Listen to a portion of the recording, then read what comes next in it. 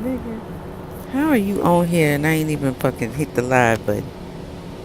I can't with you, Jason. How are you in my live and I ain't even hit the live button? How that happen?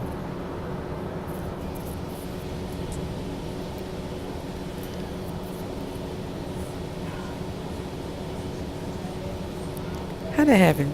Hey, Jason. How it happened? I ain't even hit the damn live button. And you in here with a message. Like, what the hell? Right, you. You. You know what? I just wanted to make this really brief. I'm in transit. I have this long ass commute home, but I've been kind of on edge all day, and I didn't really mention why. Um, Today makes 8 years that I lost a very, very, very close friend to breast cancer, and it's really weird. It's like clockwork for me. Every year on her birthday, every year around the time when she was buried, I always remember her. She just always shows up for me or comes to me, either days prior or that day. Um, I don't know what it is, but I really miss her a lot. Um, I can't even remember. And it was a very short-lived friendship, but it was very genuine. It's very real, and I think one of the reasons why I can will never forget her is because you don't find many friends like that. And I met this person when I was out here in L.A. very, very randomly. I was at an event with another good friend of mine who's actually originally from LA, locally. And she already knew Mika. And when I was with her, she was like, hey, come meet my friend Mika, or whatever. So she brings us over. It's like, hey, Mika, you know what I'm saying? You guys should meet because both of you guys are from Alabama. And we looked at each other. We were like, what? In Cali? That's not very common to find other people um, from Alabama here. I'm not saying that they're not here, but it's really uncommon. And the fact that we were not from the same city. She's from a city that's about 30 minutes away from me. But we were very close and had lived in Atlanta also around the same time, which was very weird. So it's really weird how like we were from the same state. We both lived in Georgia around the same time. Somehow we both migrate to California, and that's where we actually meet. Um, that's a lot that I can say about this person. I mean, just initially upon meeting her, I, it was like we literally went out that same night and like had dinner and like sat and talked for like hours just about life, love, hometown. And I think from that moment forward, we were together like every day up until the point there was some really weird bullshit that happened.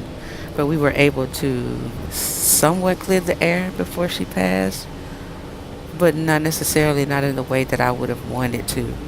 But I know she knew that the things that she was told, she had finally found closure with it and learned that it was untrue. I know a lot of this shit is ramble, ramble, ramble, but it's important in the story of this person because of this person's struggle before she left this planet.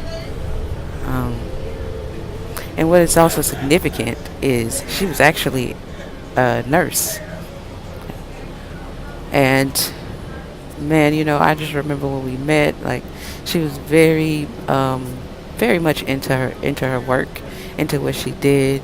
I'm telling you, towards when she started succumbing to the cancer, and it really started festering in her. Like, the more and more it took a toll of her body and her life, the more that she started to see um, how not legit the medical industry was, and I think that was huge for her, um, because we're talking about a person that believed in this system. They believed in the things that they did. They believed in their work, and I totally understand that. But not for whatever reason, but for all intents and purposes, that particular work, or that industry, could not save her life. And she was absolutely, I mean, unequivocally angry before she left this planet about it. She felt like she had been lied to about the medical industry. She felt like she had been lied to, about her, just about the work that she had been doing, the drugs that she had been giving people, the administering of care that she had been giving to folks. She just felt like that whole thing was a lie, and she had lived it and contributed to it. And I would always tell her, like, you can't really harp on that. Do your work, do a good job. You set yourself up to do this. I still feel like um, it's an amazing career choice for those who have chosen it. I just think that it's one of those professions that chooses you. Um, everybody is not going through nursing school and finishing it. You know what I mean, successfully. So those who do, I definitely have much respect for them, because I feel like they were chosen. But anyway, in regards to NaaMeka, she was just a great person. You know, she was a terrible communicator, man. When she was upset, she was very terrible, and she was very upset at me because it was rumored that supposedly I was messing with her girlfriend, which was a complete lie. But because this person, was trying it, the person that she was with was trying it. She was trying to basically say that I was doing things that I weren't, and I understood. I understood the situation. Mika believed her ex, which I understood that, and I opened the floor for her to have conversation with me when she was ready, because I knew she couldn't communicate well. She had a hard time even saying what she did say to me about the scenario, and I couldn't even believe it that I was put into something so crazy, and that she couldn't find the space to talk to me about it. That's why I said, this is why I always feel like communication is key, you know, and we just have to. I don't know, I can't say we just have to do anything because she's gone. Um, but nevertheless, like I said, I think about her all the time. But whenever her days come around, for me, it's like clockwork. I don't have to do anything. I didn't have to do anything today, and I thought about Mika.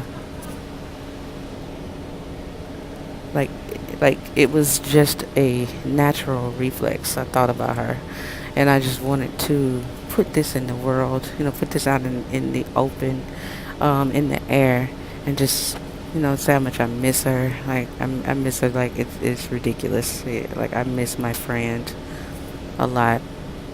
Um, like a lot. It's really interesting. This is very good because I was very, very, very, very emotional a little bit ago. Just thinking about her, you know. As I always thinking about her, I always think about the last time I saw her. I'm not even going to go into that because I will be on here in a whole other space. But nevertheless, I just wanted to give love and shouts to my friend that I miss dearly. She's been gone for 8 years. Today, actually. Next stop, Paris and Crossroads Center. It doesn't even seem like it's been that long. For routes 19 and 30. But it has. And a lot has happened in my life. I'm not looking at the chat, so I'm not really sure if anybody is saying anything. I haven't really paid attention to it. Um, as I said, this was just something quick. I just wanted to say, send some love to a dear friend that I know, that I know listens, hears, because weird shit always happens centered around her, man. So I know what's going on with that. But anyway, yeah, I'm gonna be out. Like I said, I just wanted to give a quick. What am I trying to say? I keep trying to say social, but I'm not trying to say social. Like I want to put it out in the freaking atmosphere, um, and um, say it loud and shit. So I miss my homie, man. It's hard to find real. It's hard to find solid ass friends, solid people that you can trust. It really, really, truly is. And it sucks because she was a Taurus. So she was definitely, she could definitely withstand any struggle. She was strong, sturdy, good people, man. Good people. Anyway, you guys have a good rest of your Friday evening. I'm just trying to get home, Next stop, as always. and Orange Tree. And yeah, Stop requested. I'm on the bus, as y'all can hear. With my microphone in my mouth because I talk so soft. Can't nobody really hear me. So I had to put this shit in my mouth. And it looked like I'm eating it. There's people always like, why you got that in your mouth? I'm like, because I talk soft. You can't hear shit I'm saying if I don't do that. Okay. Hey, Cherise. Oh, yeah, definitely. Also, happy anniversary to you and your husband as well. Jason, go your ass to bed.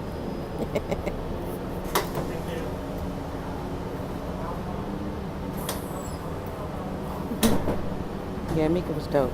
She was a good friend to me. Stop She requested. was. I met her at a really fucked up time in my life. Well, it wasn't fucked up, but yeah. A really messed up time in my life. And, yeah, she was a good friend. She stood by me, you know. Anyway, y'all have a good evening. It's a wonderful Friday.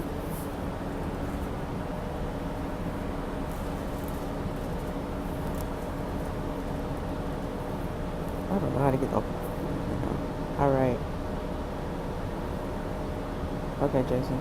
Have a good one.